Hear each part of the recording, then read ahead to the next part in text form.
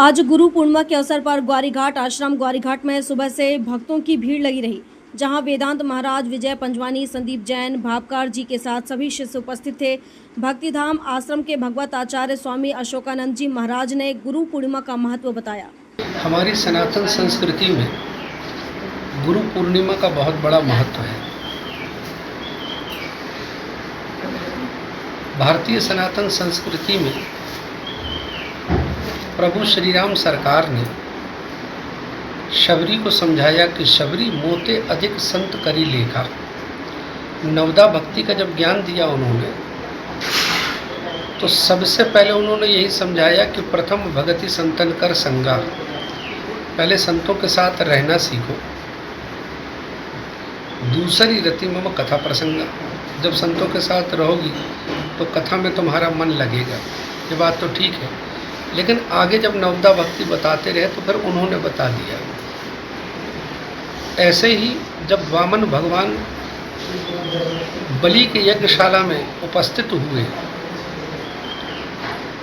तो बलि ने यही कहा कि गुरुदेव, आप कह रहे हो कि संकल्प मत करना, इनको दान मत देना, ये छल करने के लिए आए हैं, ये वामन नहीं, ये विष्णु है।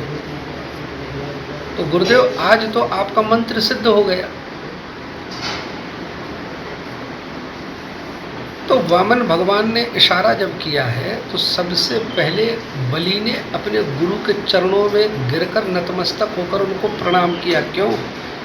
गुरु, आज आपका मंत्र सिद्ध हो गया, और ऐसा मंत्र सिद्ध हो गया कि आज मेरे दरवाजे पे तीनों लोगों का मालिक आके खड़ा हो गया है।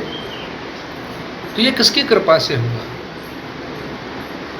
गु शब्दस्तंधकारस्यात् ऋकारस्तन निरोधक, अंधकार निरोधत्वात् गुरु रित्य विधीयते।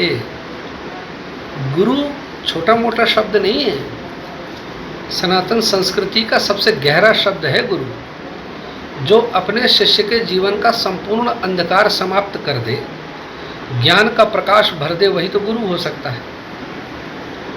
तो निश्चित रूप से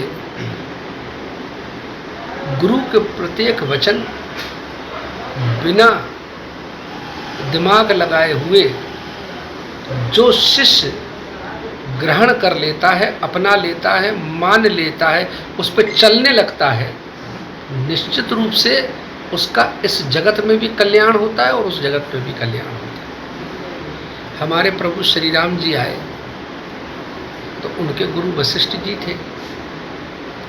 भगवान कृष्ण आए तो सांदीपनी आश्रम गुरु के पास गए। जब उनको 14 वर्ष का वनवास हुआ तो राम जी कहीं और नहीं गए, गुरु के आश्रम गए, ऋषि के आश्रम गए, संत के आश्रम गए। उन्होंने पूछा कि मैं कहाँ रहूं, मेरे रहने के लिए कुछ जगह निर्धारित कर दो। तो जिनके श्रवण समुद्र समाना, कथा तुम्हारी सुभग सरी नाना, भरे निरंतर होय न पूरे, तिनके हृदय बसों तुम रुके।